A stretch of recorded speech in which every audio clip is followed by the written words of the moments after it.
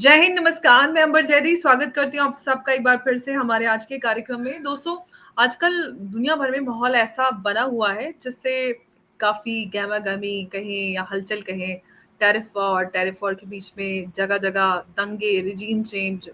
आप चाहे फ्रांस की बात करें, जापान की बात करें, नेपाल और जो कुछ भी चल रहा है दुनिया में काफ़ी हलचल सी मची हुई है। सबके बीच में आपको मैं ब्राज़ील की तरफ लेके चलती हूँ। ब्राज़ील में चुनाव हुए थे 2022 के। आप स्कोर्स देख रहे हैं जहाँ पर जो अभी लूला हैं वहाँ के मौजूदा स्टेट ऑफ हेड वो 50.9 और जो हारे थे बोल्सोनारो वो 49.1 के मतलब बहुत बारीक मार्जिन से उनकी हार हुई थी। और जो लूला है वो बहुत बारीक मार्जिन से जीते थे। और लूला डिसिल्वा वही हैं जो अमेरिका के खिलाफ खुलकर बात रखते हैं, बोलते हैं। उन्होंने इनफैक्ट ये भी बोला था कि ब्रिक्स करेंसी की उन्होंने बात की थी और खुलकर अमेरिका के खिलाफ है, टैरिफ पॉलिसी को क्रिटिसाइज़ करते हैं, भारत के समर्थन में उतरते हैं। अब जिस तरह से वहाँ पे हालात हैं, उस सबको देखते हुए ये लग रहा है कि अब फ्रांस की बात करें, मैक्रोन भारत के समर्थन में आए, ट्रेड पॉलिसी जो यूएस की उसकी उन्होंने भरसक निंदा की। जापान का हाल देखिए, वो भी भारत के समर्थन में आए, ट्रेड पॉलिसी की उन्होंने पूरी तरह से निंदा की। अब उसके बाद ब्राज़ील के नंबर आ रहा है। इन दोनों जगह पे तो इन सब का निपटारा हो गया है, अब बारी ब्राज़ील की है। लग रहा है कि इन सब के बाद अब लूला भी शायद जा सकते हैं और ब्राज़ील में भी शायद माहौल ख़राब हो सकता है, जैसा कि हम और जगहों पर देख रहे हैं। सीधा और साफ मतलब ये है कि जो भी यूएस के खिलाफ खुलकर बात रखेगा, उनका इस तरह से पत्ता साफ हो जाएगा। क्या फ्रांस की तरह ब्राज़ील में भी हालात इसी तरह से खराब होंगे और लूला सरकार गिर जाएगी और बोल्सोनारो शायद आ जाएँ? क्या कुछ वहाँ पर हो सकता है पॉसिबिलिटी उसी पर चर्चा करने वाले हैं। उमेश जी हमारे साथ हैं। उमेश जी बहुत-बहुत स्वागत है आपका। जय हिंद, नमस्कार। जय श्री राम अंबर जी। जय सिया राम। उमेश जी, बोल्सोनारो और जो लूला डिसिल्वा हैं बहुत बहुत बारीक मार्जिन से जीत हुई थी लूला डिसिल्वा की। और जो मौजूदा प्रेसिडेंट है ब्राज़ील के, भारत के समर्थन में रहते हैं, अमेरिका के खिलाफ बोलते हैं, ब्रिक्स करेंसी की बात करते हैं, खुलकर प्रेसिडेंट ट्रम्प की यूएस जो टैरिफ पॉलिसी है उसका विरोध करते नज़र आए और किसी तरह झुकने का नाम ले रहे हैं। वही मैक्रोन का भी हमने वही सेम देखा, भारत के साथ खुलकर रिश्ते बनाने की बात करें। एक-एक करके सबका निपटारा हो रहा है, जो टैरिफ पॉलिसी का विरोध कर रहा है और भारत का समर्थन कर रहा है। अब क्या जापान और ब्राज़ील के और फ्रांस के बाद ब्राज़ील की बारी आपको लग रही है? देखिए, वर्ल्ड के अंदर 2 चीज़ें हो रही है। जहाँ पे चाइनीज़ समर्थित सरकारें हैं, उनको निपटारा किया जा रहा है। सेकंड, भारत के दोस्त वेस्टर्न वर्ल्ड में जो भारत के दोस्त हैं, उनको भी हटाया जा रहा है। अब लूला डी सिल्वा जो है, वो भारत के दोस्त भी हैं, वो लैटिन अमेरिका में भी है और चाइना के समर्थक भी है और हुँ, ब्रिक्स की डी-डॉलराइज़ेशन और डी-अमेरिकनाइज़ेशन ड्राइव को लीड भी कर रहे हैं। उन्होंने हुँ, बोला है कि ब्रिक्स की नई करेंसी हमको चाहिए। जैसे भारत के ऊपर 50% टैरिफ लगाया है, वैसे ही ब्राज़ील के ऊपर भी 50% टैरिफ लगाया है। और हुँ, पिछले साल हमने देखा है कि चाइना जो एग्रीकल्चरल प्रोडक्ट्स पहले अमेरिका से लेता था, वो अब ब्राज़ील से लेना चालू कर दिया है। अब 2022 में जैर बोल्सोनारो जो आउटस्टेड प्रेसिडेंट है और लूला डी सिल्वा के बीच में कांटे की टक्कर थी। देखिए 50.9 और 49.1 बहुत क्लिफ हैंगर जैसा हो गया था। अब उसके बाद उनको बताया गया था, उनको इम्प्रिज़न कर दिया गया है आज की डेट में और उसके उनके ऊपर ट्रायल चल रहा है। इस बीच डोनाल्ड ट्रम्प ने भी बोला था कि आप जैर बोल्सोनारो को रिलीज़ कर दीजिए। तो कहीं न कहीं लूला डी सिल्वा अपना पॉलिटिकल जो वन मैनशिप है, वो एक तरह से जैर बोल्सोनारो को फँसाने की कोशिश कर रहे हैं। पर ये देखिए ब्राज़ील के अंदर जैर बोल्सोनारो का भी सपोर्ट है, 49% कम नहीं होता है और वहाँ पे वो प्रोटेस्टर्स एक तरह से गैदर हो रहे हैं और वो बोल रहे हैं कि ट्रम्प को कि आप हमारी मदद करो और लूला डी सिल्वा को हटाओ। देखिए 2 चीज़ें हो सकती है इसमें। भारत के समर्थन में आने से और ओपनली ब्रिक्स करेंसी को टेस्ट करने के लिए आप आप ये देख सकते हैं कि लूला डी सिल्वा को एक तरह से वो हटा सकते हैं। सेकंड, अभी ब्रिक्स की जो वर्चुअल समिट मीटिंग हुई है उसको भी कॉल किया था लूला डी सिल्वा ने। वहां पे इमीडिएटली जैसे ब्रिक्स की समिट हुई है, वर्चुअल समिट, आपने देखा है कि वहां पे प्रॉब्लम चालू हो रहे हैं। और जापान के अंदर भी वही हुआ था। जापान के प्राइम मिनिस्टर इशिबा शिगेरू, वो भारत के समर्थक थे। उन्होंने भारत के अंदर $70 बिलियन की इन्वेस्टमेंट की बात की थी। बहुत सारा भी करार किया था। फ्रांस भारत के साथ अपने रिश्ते इंप्रूव करने की बात कर रहा था। फिर वहां पे उधर प्राइम मिनिस्टर की सरकार गिर गई, नया प्राइम मिनिस्टर आया फिर भी, और उधर एक तरह से फ्रांस के अंदर भी राइट्स चालू हो गए। लास्ट ईयर भी फ्रांस के अंदर राइट्स चालू हुए थे, क्योंकि वहां पे भी बताया जाता है कि फ्रांस जो है अमेरिका को चैलेंज करता है वेस्टर्न वर्ल्ड में। अब लैटिन अमेरिका का जो नेशन है, ब्रिक्स का बहुत इंपॉर्टेंट मेंबर है, वो भी चैलेंज कर रहा है अमेरिका को। अब अमेरिका पहले तो उन्होंने वेनेजुएला में अपना मिलिट्री इन्वेशन चालू कर दिया है। वहां पे वो जो चाइनीज इन्वेस्टमेंट्स हुए हैं उसको एक तरह से, और चाइना का जो मार्केट है ऑयल मार्केट, वो कट करने को तैयार में हो चुका है, तैयारी कर रहा है। सेकेंड, लैटिन अमेरिका में ही जो ब्राजील है उधर भी वो सत्ता रेजिम चेंज करवाएगा। इससे पहले उन्होंने पनामा कैनाल को भी अपने अंदर ले लिया था, गल्फ ऑफ मेक्सिको को गल्फ ऑफ अमेरिका बना दिया था। तो ये देखिए अमेरिका की एक हीजेमनी है जिसमें वो अमेरिकन कॉन्टिनेंट को अपना बैकयार्ड मानता है, और वहां पे अगर कोई चाइना का समर्थन करेगा तो अमेरिका उसको रहने नहीं देगा। वहां पे सत्ता परिवर्तन निश्चित है, ये डोनाल्ड ट्रंप करने वाला है। अब चाइना के पास वो एक और एक चीज क्या कर रहा है, साउथ एशिया में जितने भी चाइनीज समर्थित सरकारें हैं वो धीरे धीरे उनका भी निपटारा हो रहा है। पाकिस्तान में हुआ, बांग्लादेश में हुआ, श्रीलंका में हुआ, और कल नेपाल में भी देख लिया। इवन इंडोनेशिया में भी चालू हो गया। थाईलैंड और कंबोडिया के बीच में भी वॉर हुआ था। थाईलैंड की पीएम का एक वीडियो जो ऑडियो है वो निकाल के उन्होंने भी रेजिग्नेशन करवाया। तो ये एक तरह से रेजिम चेंज ऑपरेशन करता जा रहा है अमेरिका। सीआईए एक्टिव हो गया है, ये मेरा मान। दो चीज है, और दोनों जगह अमेरिका प्रिवेंट कर रहा है कि डॉलर की जो हिजीमनी है बनी रहे, डॉलर का जो दबदबा है फाइनेंशियल सिस्टम में बना रहे। ये क्लियर कट बात हो रही है, ये मुझे नजर आ रहा है। लेकिन उमेश जी, कहीं ना कहीं अभी अमेरिका या प्रेसिडेंट ट्रम्प की बात करें, वो कितनी भी कोशिश करे, कहीं ना कहीं जो यूएस हेजमनी है वो चैलेंज तो हो चुकी है। एक global world order, new world order तैयार हो रहा है, जहां पर ऐसा नहीं कि कोई डेलिब्रेट डी डॉलराइजेशन करने की बात कर रहा है, लेकिन लोकल करेंसी में ट्रेड हो रहे हैं, सब अपनी अपनी करेंसी को मजबूत कर रहे हैं, और ट्रेडिंग और रिलेशन मजबूत हो रहे हैं। जहां पर अमेरिका की बात करते हैं तो अमेरिका दादागिरी के साथ रिश्ते बनाता है देशों के साथ, अपने अलाइज को एक्सप्लॉइट करता है, और उस पर भरोसा नहीं कर सकते। अभी ताजा तरीन एग्जाम्पल भारत भी है। तो ऐसे में किस तरह से अमेरिका अपने वर्चस्व को बरकरार रख पाएगा? देखिए अमेरिका के अंदर एक थॉट प्रोसेस है, वो लोगों को बताना चाहता है, एक एग्जाम्पल सेट करना चाहते हैं कि हम भारत को भी छोड़ रहे नहीं हैं। हमने भारत के ऊपर भी 50% टैरिफ लगाया है। जब हम भारत के ऊपर कर सकते हैं तो तुम्हारे ऊपर भी कर सकते हैं। उन्होंने चाइना को भी धमकी दी है, 200% में टैरिफ लगा दूंगा।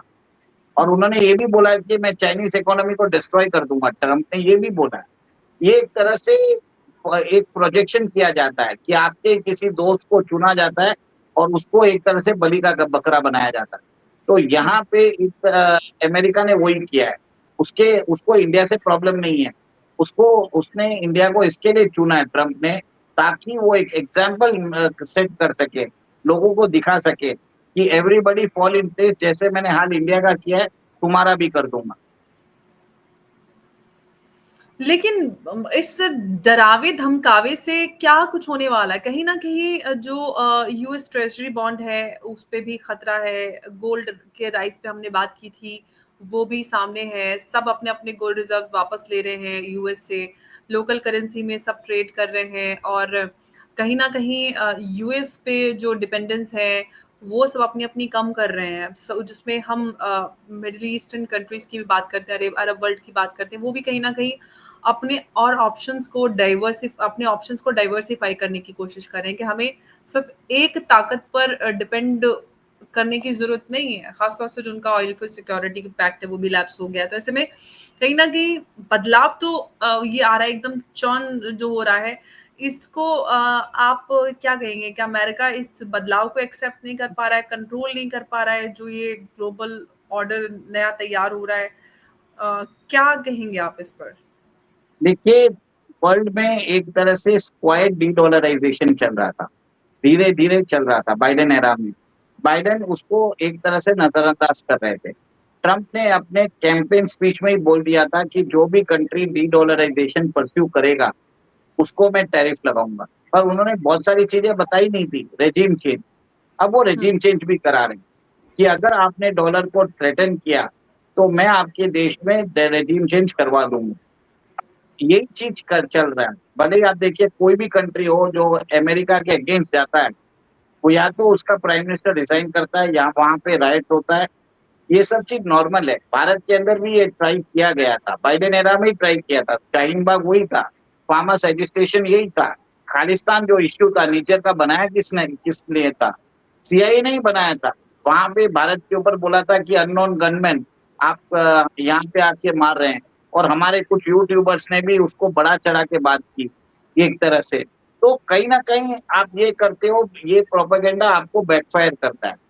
हम कभी भी पाकिस्तानी यूट्यूबर ये नहीं बोलेगा कि आईएसआई ने उनके आईएसआई के गुंडों ने बलूचिस्तान में जाकर कनाडा में जाके बलूचिस्तान की जो महिला थी, उधर लीडर थी, करीमा उसको बलोच, मारा था। करीमा करीमा बलोच। बलोच को मारा था। ये कभी सुना है आपने? हमारे यूट्यूबर्स पक्का बोल देंगे कि हमारे अननोन गनमैन ने किया है। जैसे उनको कोई उनको कुछ मिला उनके होगा, पास रॉ पूरी ने ब्रीफ उनके पास आती है सारी यूट्यूबर्स के पास। हाँ, वही मैं बोल रहा हूँ, उनके पास सारी ब्रीफिंग्स आती है। ये एक तरह से रिपोर्टिंग जो करते हैं ना, ये एक तरह से देश के अंदर ये सब बातें नहीं करनी चाहिए, क्योंकि इसमें कोई एविडेंस नहीं है। और डिप्लोमेसी में क्या होता है कि आप कुछ चीज़ें छुपाना चाहते हो, हर चीज़ बोला नहीं जाता है। पर यहाँ पे किसको कुछ समझाने से मतलब नहीं है, क्योंकि वो सब अपने आप को राष्ट्रभक्त बोलते हैं। इसमें क्या राष्ट्रभक्ति है वो मुझे नहीं मालूम। चलिए वो सब छोड़िए, इनको तो यूट्यूब व्यूज़ के लिए सब कुछ भी मनगढ़ंत कहानी बना देंगे, हम उनको बोलने से कोई मतलब नहीं है। बट एक चीज़ है, आप ये देखिए कि भारत ने एक तरह से बहुत क्लियरली बोल दिया है कि we do not want to pursue de-dollarisation. Bharat ने तो अमेरिका को बोला है कि हम ईरान के साथ ट्रेड करना चाहते हैं, हम रशिया के साथ ट्रेड करना चाहते हैं, हम वेनेजुएला के साथ ट्रेड करना चाहते हैं। आप सैंक्शंस हटा दीजिए, हम डॉलर में कर लेंगे। अमेरिका नहीं कर रहा है। देखिए ये डिप्लोमेसी का एक वे होता है कि हम जो ब्लेम है हमारे ओपोनेंट के ऊपर ही डाल देते हैं। दिस इज़ द डिप्लोमेसी जो जयशंकर साहब यूज़ कर रहे हैं। तो जहाँ पे मीठा बोलना है, मीठा भी हुँ। बोल लेते हैं, जहाँ पे थोड़ा-सा अगर कस के जवाब देना है, वहाँ पे वो भी दे देते हैं। तो हुँ, कैसे बोली जाती है बात, कैसे डील किया जाता है, दैट इज़ इम्पोर्टेंट।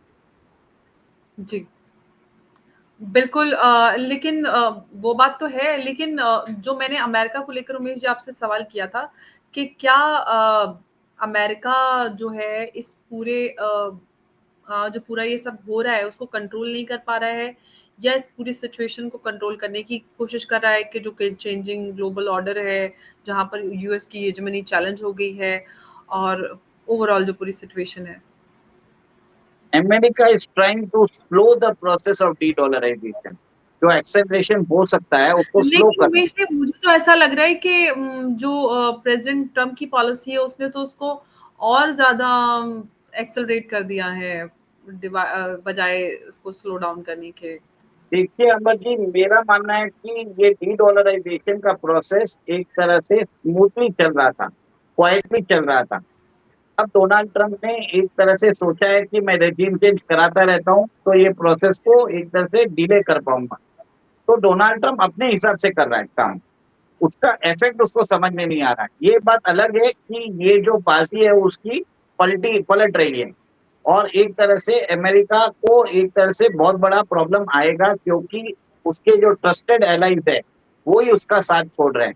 ईयू को बोल रहा है कि भारत के ऊपर सेकेंडरी सैंक्शन लगाओ, चाइना के ऊपर लगाओ, तो ईयू ने मना कर दिया है।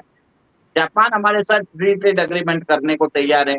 अभी ऑस्ट्रेलिया के साथ हमारा जो फ्री ट्रेड एग्रीमेंट हुआ है उसको हम बढ़ाने बढ़ाने वाले हैं। उसको कॉम्प्रिहेंसिव स्ट्रेटेजिक पार्टनरशिप करने वाले हैं, जिससे ऑस्ट्रेलिया भी $300 बिलियन भारत के अंदर इन्वेस्ट करेगा। ओमान के साथ कर रहे हैं, पेरू के साथ कर रहे हैं, रशिया लेड ईयू के साथ कर रहे हैं।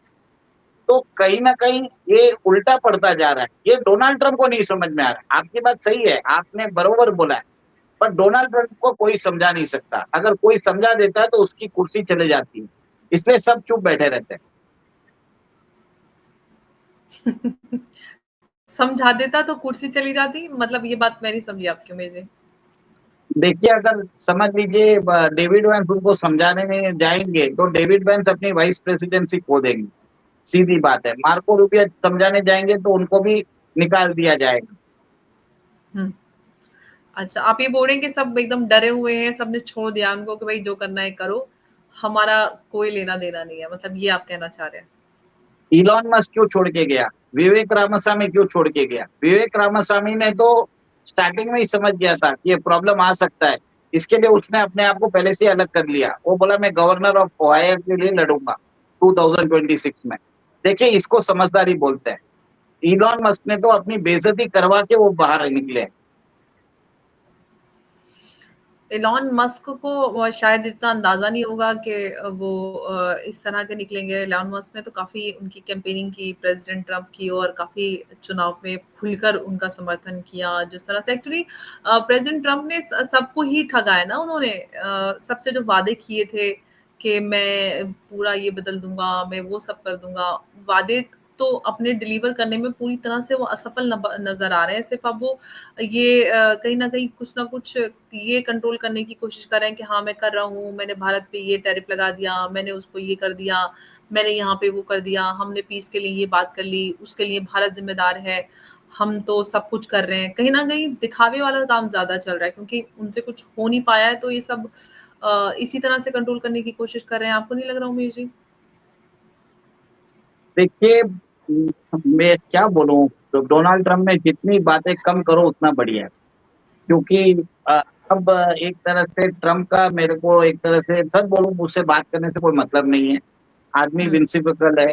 वो वहाँ पे एक समझ लीजिए अमेरिकन पत्रकार ने हमको समझाने की बोली कि हम कितने परेशान हैं, उन्होंने इंडियन गाली यूज़ कर ली, CHUTIA, ठीक है? तो आप ये सोचिए कि वो हमको समझा रहे हैं कि हम कितना परेशान हो चुके हैं। और जब हुँ। वो 1 हफ्ते अगर कैमरा के सामने नहीं आते हैं, तो लोग बोलने लग जाते हैं कि ट्रम्प का इंतकाल हो गया क्या? ऐसी बातें आ जाती हैं। देखिए, कितना लोग उनसे प्यार करते हैं, इससे मालूम पड़ता है कि कितना लोगों को परेशान करके रखा है। हमें अमेरिका के अंदर भी परेशान करके रखा है। कोई नहीं चाहता ये रहे आज की डेट में। इसके एडमिनिस्ट्रेशन वाले भी परेशान हो चुके हैं। ये साफ नज़र आता है।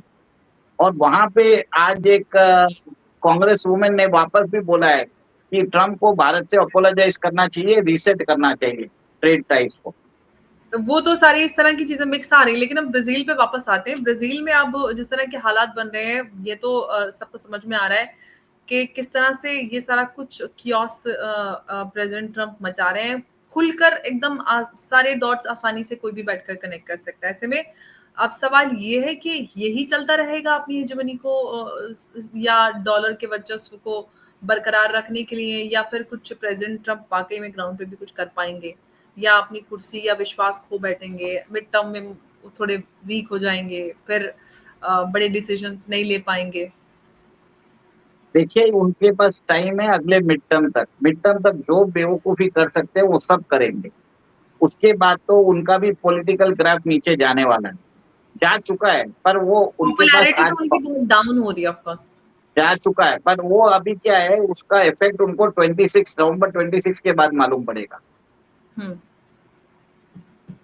फिलहाल ब्राज़ील को लेकर जो हालात पैदा हो रहे हैं, क्या हालात और ज़्यादा बिगड़ सकते हैं? लूला सरकार गिर दे सकती है, जिस तरह के वहाँ पे प्रोटेस्टर्स और सब कुछ इकट्ठा हो रहे हैं, सारी चीज़ें हो रही हैं, हालात बन रहे हैं। देखिए, बोल्सोनारो ब्राज़ील ब्राज़ील दिमागी में बोल्सोनारो को अभी इम्प्रिज़न करके रखा है, वहाँ पे वर्डिक्ट आने वाला है। अगले 1 हफ्ते में वर्डिक्ट आ जाएगा। वहाँ पे 3 जो 5 ज ब बेंच की जो जज होती है, अगर हुँ, उन्होंने इसको 3 जजेस ने इसको कन्विक्ट कर दिया, मतलब इसके अगेंस्ट फैसला नहीं दिया, तो इसको कन्विक्ट कर दिया जाएगा। उसके बाद शायद ब्राज़ील में एक तरह से जो सिचुएशन आज फ्रांस की है, वो ब्राज़ील में भी हो सकती है। और इसके पीछे आप अंदाजा लगा सकते हैं कौन रहेगा। वो तो सबको समझ में आ रहा है, फ्रांस, जापान, उसके बाद ब्राज़ील, एक के बाद एक सबका नंबर लग रहा है, तो पीछे कौन है? मैं वही बोल रही थी कि जो कुछ हो रहा है उसको लेकर लोग बड़ी आसानी से समझ पा रहे हैं, बड़ी आसानी से डॉट्स, जैसे नर्सरी के बच्चे को पजल्स देते हैं ना, छोटे-छोटे बच्चों को पजल्स जोड़-जोड़ के कुछ बना लेते हैं। ऐसे ही कोई भी आसानी से समझ पा रहा है कि आखिर जो कुछ भी दुनिया भर में हो रहा है, वो क्यों हो रहा है? और अंबर भारत जी, अंबर जी, एक और एक बताता हूँ। इसके बाद ब्राजील के बाद सबसे बड़ा नंबर आएगा चाइना में भी। चाइना में भी जो सितंबर 3 की रैली हो चुकी है, विक्ट्री परेड हो चुका था। हमने पहले भी बोला था कि विक्ट्री परेड के बाद आप देखेंगे कि वहाँ पे नई लीडरशिप आएगी, और चाइना के अंदर भी बात चल रही है शी जिनपिंग के रिटायरमेंट की। मतलब आप ऑनरेबली आप एग्जिट ले लीजिए, नहीं तो हम आपको हटा देंगे। तो धीरे-धीरे वहाँ पे भी जो सत्ता है उसका वहाँ पे भी चेंज होने वाला है।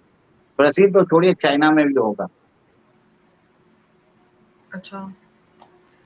देखते हैं अब ये जो सत्ता परिवर्तन का खेल है पूरी दुनिया में बवाल मचाया हुआ है, ये कब तक और कहाँ तक चलता है और कहाँ जाकर रुकता है।